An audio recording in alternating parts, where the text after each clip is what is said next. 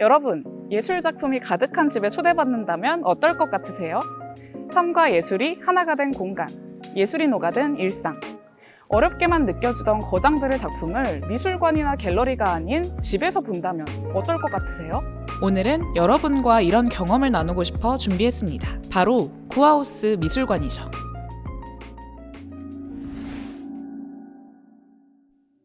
구하우스는 마치 집에 온 것처럼 편안한 분위기에서 작품을 감상할 수 있도록 꾸며졌습니다. 이런 구하우스를 더 잘 즐기려면 3가지 키워드를 알면 좋습니다.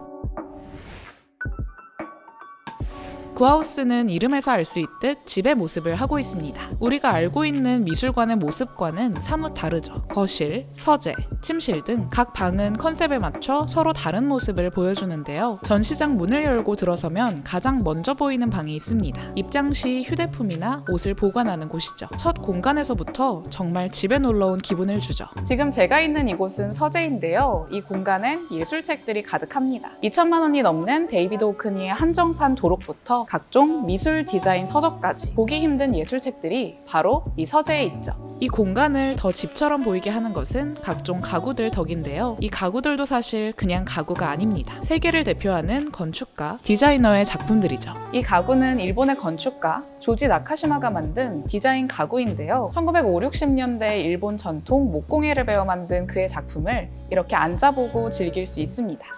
제 뒤로 보이는 모빌 역시 프랑스 설치미술가 자비에 비에앙의 작품인데요. 이 모빌 작품을 위해 2층까지 트인 높은 천장이 돋보이죠. 각 방의 컨셉에 맞는 예술 작품은 물론 디자인 가구와 인테리어까지 마치 취향이 멋진 예술가의 집에 초대받은 기분이 드는데요. 어느 하나도 허투루 놓은 것 없이 컨셉에 맞춘 그 정성이 느껴지기도 했어요. 작품뿐만 아니라 작품이 놓인 공간의 소품, 가구, 컨셉까지 전체적인 조화를 즐기고 하나하나 꼼꼼히 보는 것도 좋을 것 같아요. 그런데 이런 공간은 도대체 누가 만든 걸까요? 놀랍게도 구하우스는 단 한 사람의 컬렉터, 구정순의 컬렉션을 모아둔 곳입니다. 한국의 1세대 그래픽 디자이너 구정수는 지난 40년이 넘는 기간 동안 수집해온 작품들을 모아 2016년 구하우스를 개관했죠. 그는 예술 작품은 소유가 아니라 공유하는 것이란 철학 아래 이 미술관을 만들었습니다. 어렵게만 느껴지던 예술 작품들을 우리에게 친숙한 집의 공간으로 갖고 온 것이죠. 이를 통해 더 많은 사람들이 예술과 디자인을 편안하게 누릴 수 있길 바랐습니다. 마치 친구의 집에 놀러 온 것처럼 일상의 공간 속에서 친근하게 예술을 접할 수 있도록 고민한 것이죠. 이를 위해 본인의 안목으로 세계 곳곳의 예술가 작품을 직접 고르기도 했습니다. 집이라는 공간 속성에 맞춰 친숙하면서도 또 컬렉터의 취향과 감각이 드러날 수 있도록 특별한 작품들을 만나볼 수 있죠. 심지어 카페의 찻잔, 식기구, 벽면의 향수까지도 전부 다 한 사람의 취향이 담긴 컬렉션이죠. 그래서 구하우스를 둘러보면 취향 좋은 친구를 사귄 것처럼 내적 친밀감이 쌓인달까요? 요즘 컬렉팅에 대한 관심이 점점 높아지고 있잖아요. 저 역시도 이 공간을 거닐면서 컬렉팅에 대한 관심이 한층 높아지는 것 같았습니다. 나만의 취향을 표현할 수 있는 또 다른 방식이랄까요? 이 구하우스의 매력은 작품이 하나같이 통통 튄다는 점입니다. 구하우스의 작품들은 현대미술로 이루어져 있는데요. 현대미술은 기존의 미나 아름다움에 의문을 제기하며 예술가들 각자의 철학대로 발전해왔죠. 세상을 바라보는 색다른 시선과 관점, 그리고 이를 표현하는 능력이 핵심인데요. 덕분에 구하우스의 작품 속에선 각기 완전히 다른 모습을 한 예술 작품들을 만나볼 수 있습니다. 이 작품은 네덜란드의 사진가 어윈 올라프의 키홀인데요. 작품을 감상하는 방식이 매우 독특합니다. 이렇게 벽 양쪽에는 문이 있는데요.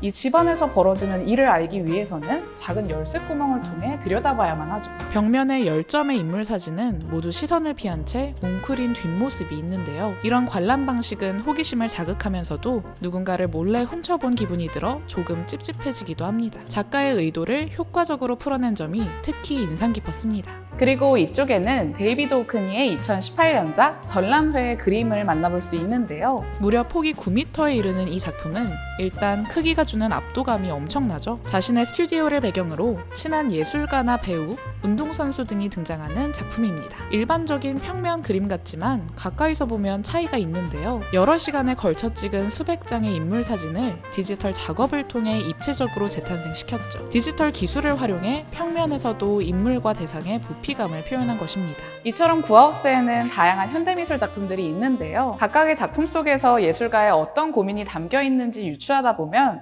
시간 가는 줄 모르고 작품을 감상할 수 있습니다. 구하우스를 방문할 분들을 위해 꿀팁도 알려드릴게요. 먼저 사전 예매 후 방문하시길 추천드립니다.